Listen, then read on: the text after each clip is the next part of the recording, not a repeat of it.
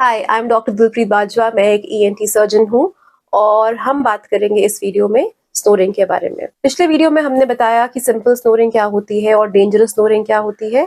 Dangerous snoring जिसमें obstruction होती है, जिसमें एपनिया हो सकता है। एपनिया का मतलब है कि जब हम सो रहे हैं तो सांस लेते लेते बीच में हमारी सांस रुक सकती है और उसको हम एपनिया बोलते हैं, which is a sign of serious disease. Sleep apnoea भी इसे कहा जाता है और इसके जो लक्षण है वो यही है कि रात को आपको या तो चोकिंग हो, सोते सोते एकदम से आपकी अगर सांस अटक रही है, दिन में आपको बहुत थकावट हो रही है, दिन में आपको बहुत नींद आ रही है, हेडेक्स आ रहे हैं, आप काम नहीं कर पा रहे हैं, you are feeling very lethargic and irritable, then there is a high likelihood कि आप स्लीप एपनिया की तरफ जा रहे हैं। सिंपल स्नोरिंग यूजुअली टेम्पररी होती हैं। खांसी जुकाम हुआ, हल्का फुल्का बुखार हुआ, the days you are too stressed, दिन में बहुत आपने काम किया है, रात को आप बहुत थक गए हैं, बहुत डीप स्लीप में गए हैं, तो कभी कभी ऊपर नीचे सिंपल स्नोरिंग आ सकती है। But if the snoring has become persistent, the snoring has become that much कि your daytime life is getting affected, then there is a likelihood कि आपको sleep apnea हो रहा है। स्नोरिंग चाहे जैसी मर्जी हो, सिंपल हो, डेंजरस हो, if you are snoring, I would recommend कि आप जाके एक ईएनटी डॉक्टर को मिले, क्योंकि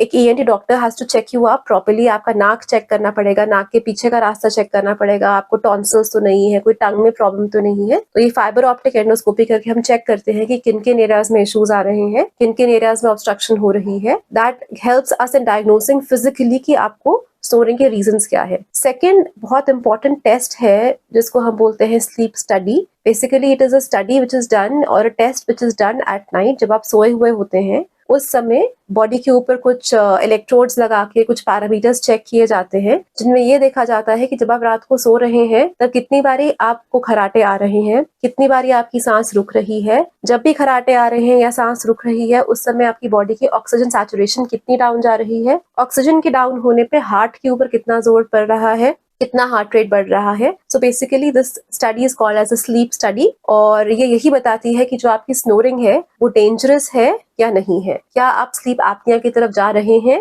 या नहीं जा रहे हैं। Because this study not only tells us whether you are going towards a risky problem of sleep apnoea, it also guides as to what kind of treatment is needed. अगर आपको स्नोरिंग की प्रॉब्लम है तो आप अपनी lifestyle में क्या modifications कर सकते हैं so that you can control your snoring.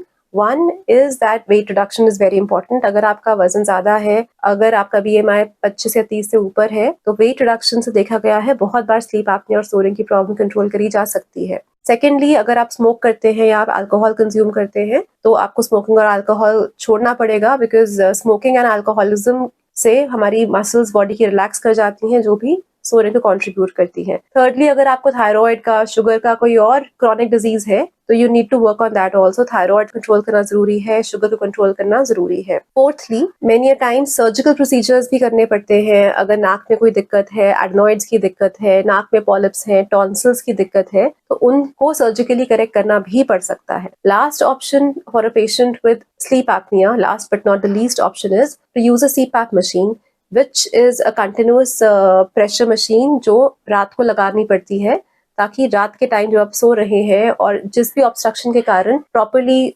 सांस नहीं जा रहा है, तो CPAP मशीन आपको सोने में हेल्प करती है, because it gives you air at high pressure and makes your sleeping better, your snoring better, ताकि आपकी ऑक्सीजन की जो लेवल्स है बॉडी में वो मेंटेन रहे। सो अगर आपको स्नोरिंग की प्रॉब्लम है विच इज बिकम परसिस्टेंट, या फिर आपको स्नोरिंग की वजह से डे टाइम में इश्यूज आ रहे हैं, अगर आपका वजन ज्यादा है, अगर आपको अल्कोहलिज्म और स्मोकिंग की दिक्कत है, तो please come do visit your ENT। पता लगाइए कि आपकी स्नोरिंग डेंजरस तो नहीं है, और अगर डेंजरस है तो आप उसको कैसे ठीक कर सकते हैं। Thank you.